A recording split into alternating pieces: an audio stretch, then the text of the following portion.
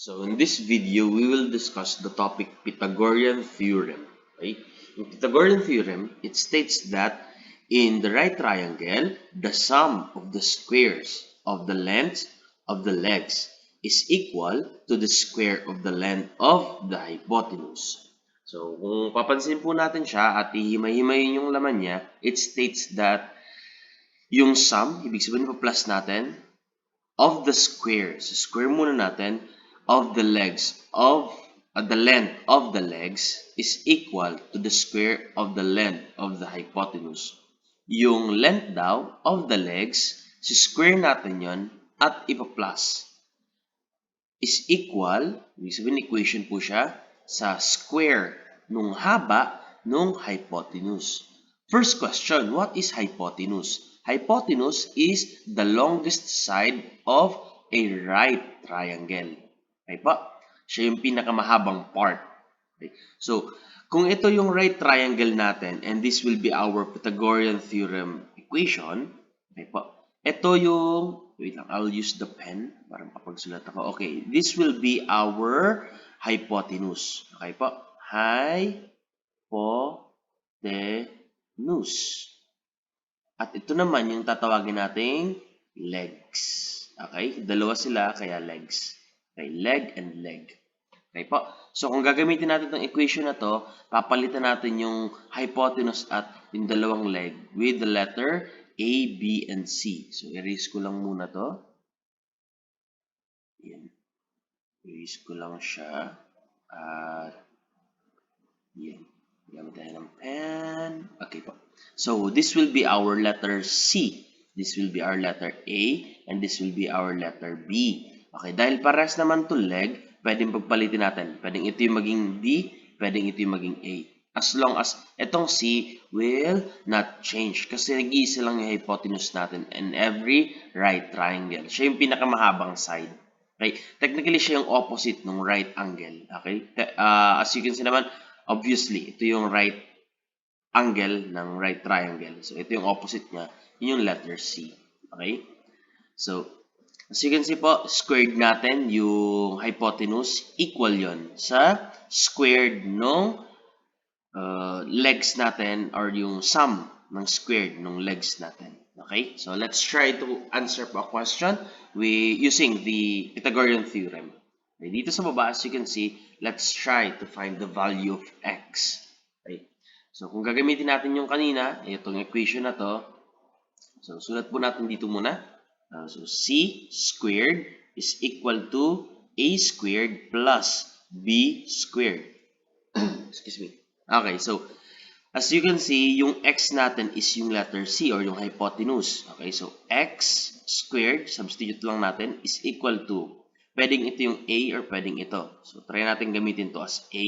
Wala namang magbabago doon. So, 3 squared plus, ito naman yung b natin, yung 4. So, 4 squared.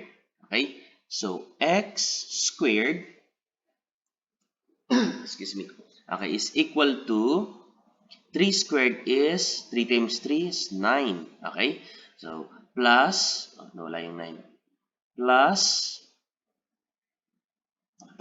4 squared or 4 times 4 is 16. Okay? So, x squared is equal to 9 plus 16 is 25.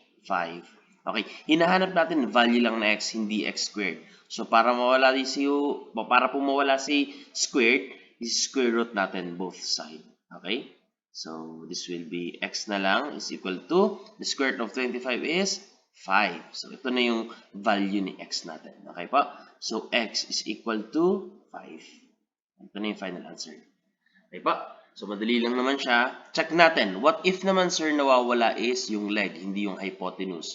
Okay, let's try the question number 2. As you can see, yung x yung one of the legs, not the hypotenuse. So, write muna natin yung equation or yung Pythagorean Theorem.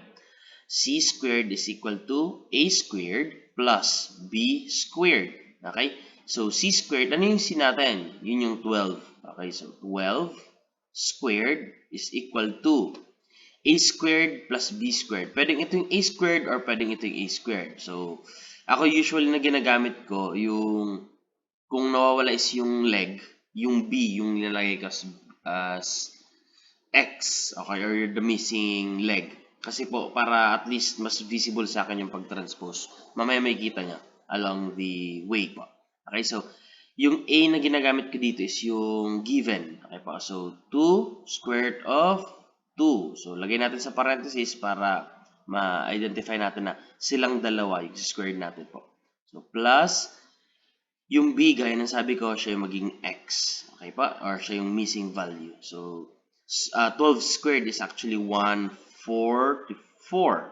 Okay? Is equal to, so, yung iba, dahil hindi nila nilalagay ng parenthesis, minsan ito lang yung nasa squared or minsan yung nasa labas lang na 2. Pero dahil susunod tayo sa right rule or yung law of exponent natin, silang dalawa yung i-squared po natin. So, ang squared ni 2 is 4 at yung squared nung square root of 2 is 2. Okay? So, technically, that will become 8. Para mamaya natin sulat. Sulat mo natin yung plus x squared. Okay pa? So, 144 is equal to 4 times 2 is 8. Okay? Plus x squared. Okay po? So, 144, ang gagawin natin para mahanap natin yung value ni x squared, ita-transpose natin to sa kabila. Okay? So, from positive, magiging siyang negative. 8 is equal to x squared. Ngayon, ang tanong is, ilan ba yung 144 minus 8? Okay, so 144 minus 8 is 136 is equal to x squared. So, gaya po ng sabi ko kanina, para mahanap natin yung value ng x lang, hindi x squared, i-square root natin both sides. Okay, so what will be the square root of 136? So, pwede natin ilagay dito yung 2 square root of 34 as value of x. Or pwede din naman po nang isulat natin ditong value ni x, baba natin ang konti. Pwede din isulat natin yung value ni x as 11.66. Bakit ang sulat ko? 11.66 as the value of x. Okay, so mas madalas ginagamit yung ganito. Pero yung iba kasi para at least ano naman siya, at least whole number, no? Ibig sabihin walang square root kasi yung iba ayaw makita yung square root. Ito yung ginagamit. So, pares lang naman po yun. So, we can write here as 2 square root of 34, okay, or 11.66. Okay, so yun yung value ni x natin dyan.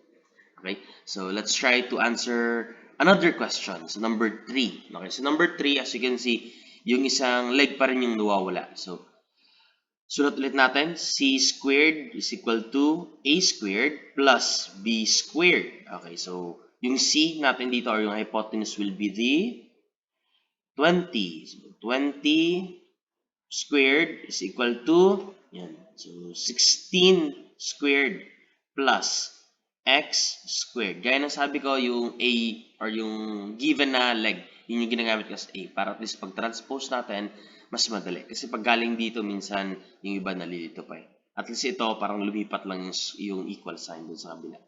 So, 20 squared, okay, 20 times 20 is equal to 400. So, 400 is equal to 16 times 16 is equal to 256